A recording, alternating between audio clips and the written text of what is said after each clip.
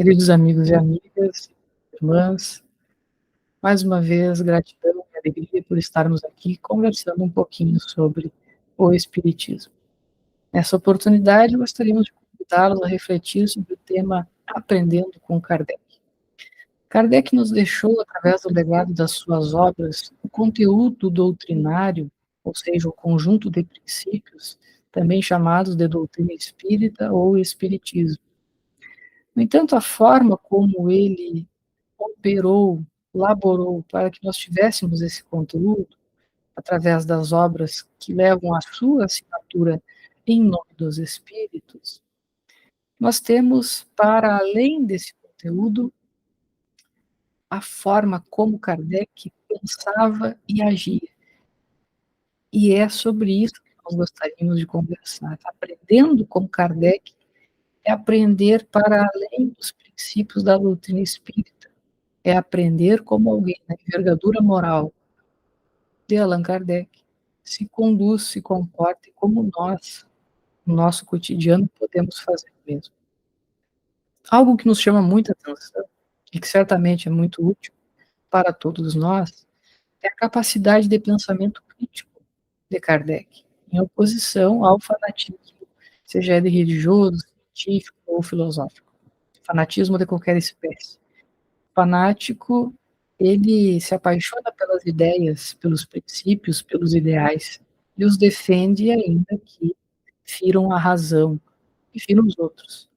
Enquanto que Kardec nos ensina a capacidade que nós precisamos desenvolver de questionar, de construir argumentos, de usar da razão, da lógica e especialmente do bom senso. Não raro, quando fanatismo religioso ou fanatismo de qualquer espécie ele toma conta, nós acabamos recebendo as informações de uma forma em que elas não podem ser questionadas, ou porque uma autoridade as disse daquela forma, ou porque elas foram reveladas do alto e então isso não pode ser questionado. Kardec vai nos dizer justamente o contrário, que independente da fonte, independente de quem está falando, de quem está dizendo, seja ele um grande pesquisador, um grande médium, um grande cidadão do mundo, o que importa são realmente os seus argumentos, é a verdade daquilo que ele está dizendo. Então, cabe a todos nós questionarmos, sim, se aquilo que está sendo dito, se aquilo que nós estamos recebendo como informação é verdade, se realmente faz algum sentido. E hoje, especialmente no mundo que nós vivemos, onde a informação é abundante, mas ao mesmo tempo ela carece de filtro, porque nós não sabemos o quanto daquilo que nós estamos ouvindo ou recebendo é verdade, é ainda mais importante termos essa capacidade de pensamento crítico. E também de estabelecermos discussões abertas, especialmente para nós espíritas, quando nós estudamos o espiritismo e tentamos correlacionar os seus princípios com a atualidade, com o momento que nós estamos vivendo, sem medo de que as respostas entrem em contrariedade com a forma como eu penso. E é justamente isso que nos impede de fazer boas perguntas, bons raciocínios e nos movermos em direção a boas respostas. São os nossos pré-conceitos, as nossas ideias pré-concebidas. Também, justamente nessa esteira, nós aprendemos com Kardec a importância de fazermos perguntas, fazermos boas, questionando o nosso interlocutor, questionando o outro, mas especialmente questionando-se, aprendendo a fazer perguntas a si mesmo. Essa, inclusive, é a chave do autoconhecimento, como nós recolhemos no item 919A de O Livro dos Espíritos, ensinado por Santo Agostinho, que ao final de cada dia se questionava sobre como foi o dia, se ninguém havia motivos, tido motivo para dele se queixar. Então, quando nós aprendemos a fazer boas perguntas, nós estamos, na verdade, indo em direção ao autoconhecimento. Fazer boas perguntas para nós mesmos ou para os outros é uma forma de nos descobrirmos, de aprendermos os nossos limites, as nossas fragilidades, aqueles pontos que precisam ser aclarados, aquilo que eu não conheço, aquilo que eu acho que eu sei, ainda mais perigoso do que a falta do conhecimento. Porque quando eu não sei, é natural eu dizer que não sei ou buscar o conhecimento. Quando eu acho que sei, é aí que está o risco ou o perigo de nós nos travarmos, nos pararmos diante de uma possibilidade de aprendizado, que simplesmente achamos que já não há mais o que aprender. Então, nós aprendemos com Kardec esta necessidade de aprender a fazer boas perguntas, assim como ele as fez muitas vezes aos espíritos, explorando diferentes perspectivas, colocando em contrariedade, muitas vezes, os próprios interesses para alcançar, assim, boas respostas. É algo que nós precisamos aprender a fazer mais. Nós estamos muito acostumados a dar respostas e gostamos muito de estarmos com a razão e acabamos esquecendo de desenvolver a habilidade de fazer boas perguntas, que é ainda mais importante. Aliás, quando nós falamos, por exemplo, da ciência, a ciência é o método de se fazer boas perguntas. Procurar as respostas também, mas com base no bom senso e no método, porque às vezes nós buscamos respostas através do senso comum, aquilo que eu ouvi dizer, aquilo que os outros falam, que os outros fazem, sem saber muito bem se é verdade, se tem boas evidências, se aquilo faz algum sentido do ponto de vista lógico, ou se aquelas coisas não teriam uma outra explicação mais plausível.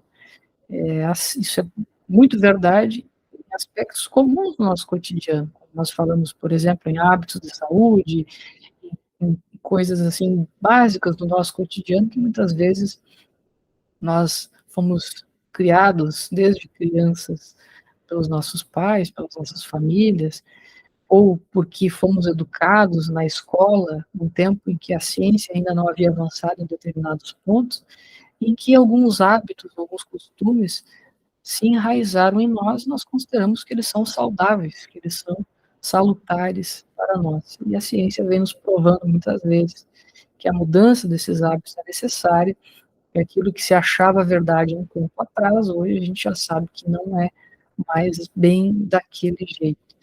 Ter essa capacidade de questionar se os meus hábitos não poderiam ter uma forma de conduta que fosse mais saudável ou adequada, é uma forma de nós buscarmos respostas usando do bom senso, mas também usando do método. Kardec usava um método para chegar às respostas, ele não fazia isso às cegas.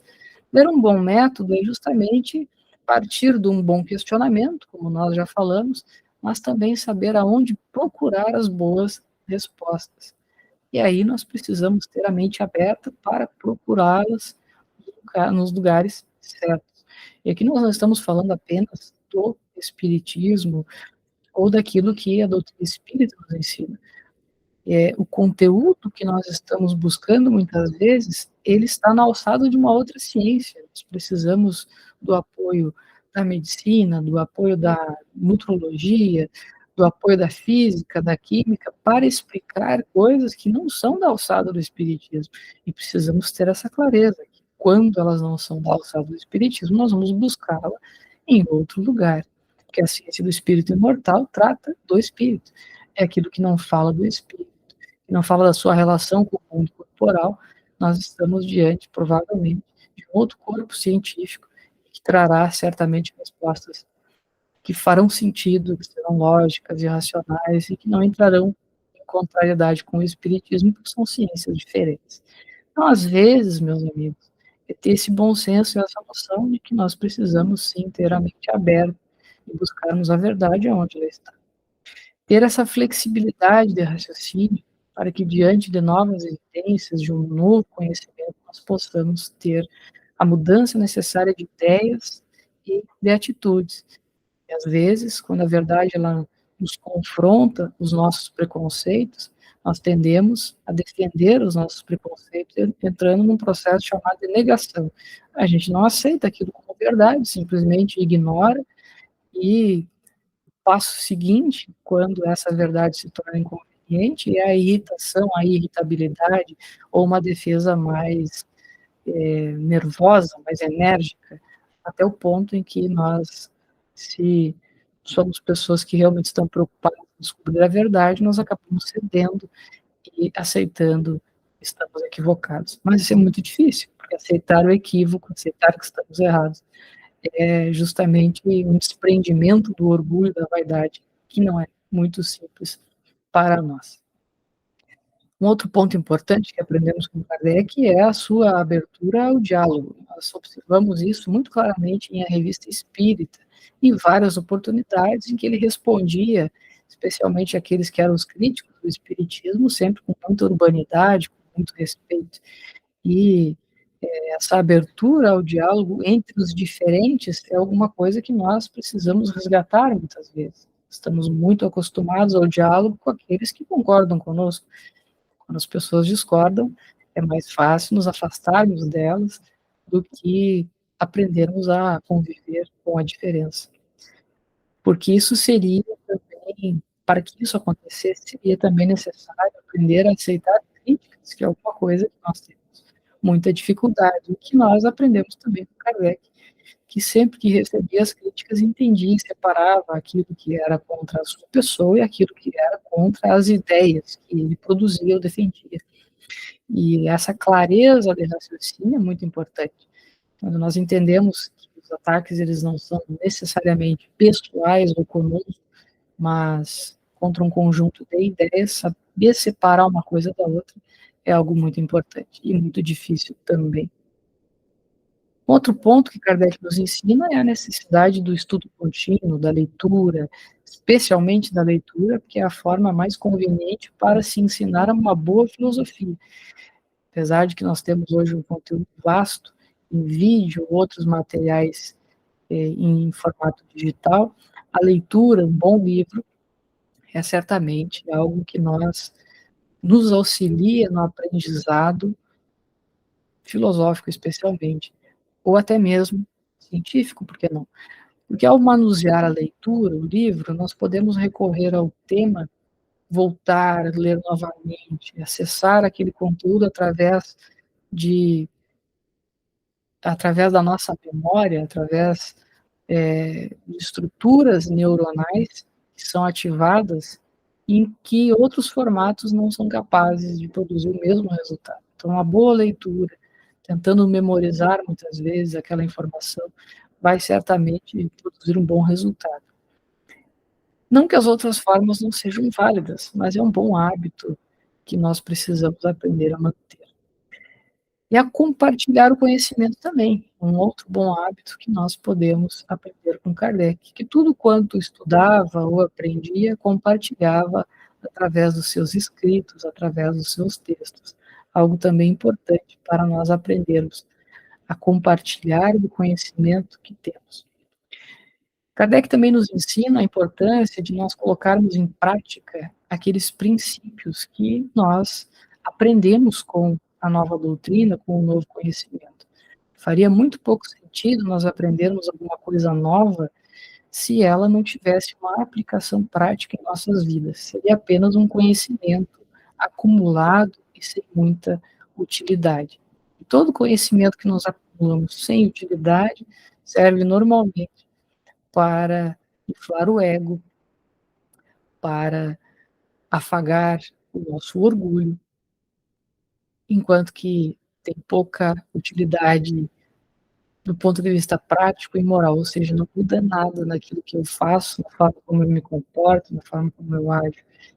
E a mudança que nós esperamos, ela justamente precisa ser essa, para nós, a forma como nós agimos ou pensamos, não a forma como os outros agem ou pensam. Cada um tem a responsabilidade sobre si mesmo. É claro, nós ajudamos uns aos outros, isso é importante, mas não podemos esperar que os outros façam as mudanças que nos competem. Kardec também nos ensina a importância da recusa do lucro pessoal, buscando no espiritismo apenas meios de servir. Isso não serve apenas do ponto de vista material, mas especialmente do ponto de vista moral. Nós não esperamos compensações ou qualquer forma de nos tornarmos pessoas relevantes no mundo porque somos espíritas. Nós somos espíritas e a nossa relevância está em servirmos uns aos outros. outros, em ajudarmos aqueles que precisam, do ponto de vista moral ou até mesmo material, quando necessário. E é isso que nos distingue como os bons espíritas ou como bons cristãos, por muito nos amarmos, e não porque muitas palestras fizemos ou porque fizemos isso ou aquilo. O fazer é uma expressão, ou deve ser, daquilo que eu sinto ou penso, e não um ato exterior que espera, de alguma forma, alguma paga, alguma recompensa, que pode, como dissemos, ser emocional, moral, não necessariamente financeira. Enfim, meus amigos, para encerrarmos a nossa breve reflexão, mas que nos toca muito ao coração pela importância do tema Aprender com Kardec, é agir como ele agiu. Não é decorar o que está nos seus livros, é aprender a raciocinar, a pensar, a organizar a sua vida de uma forma um pouco mais lógica, racional, aberta ao diálogo, ao bom senso, à flexibilidade de ideias, à aceitação das críticas, ao estudo, ao compartilhamento do conhecimento e, especialmente, à aplicação dos princípios espíritas em nossas vidas. Isso, em outras palavras, é aprender com Kardec. Gostaríamos de agradecer a oportunidade que tivemos de compartilhar essa breve reflexão, convidando a todos para que possamos parar um pouquinho, pensarmos o quanto que Kardec tem nos ensinado, o quanto nós temos aprendido com ele. Agradecidos, amigos, nos despedimos, desejando que todos possam se manter na paz do nosso Mestre e amigo Jesus. Até a próxima.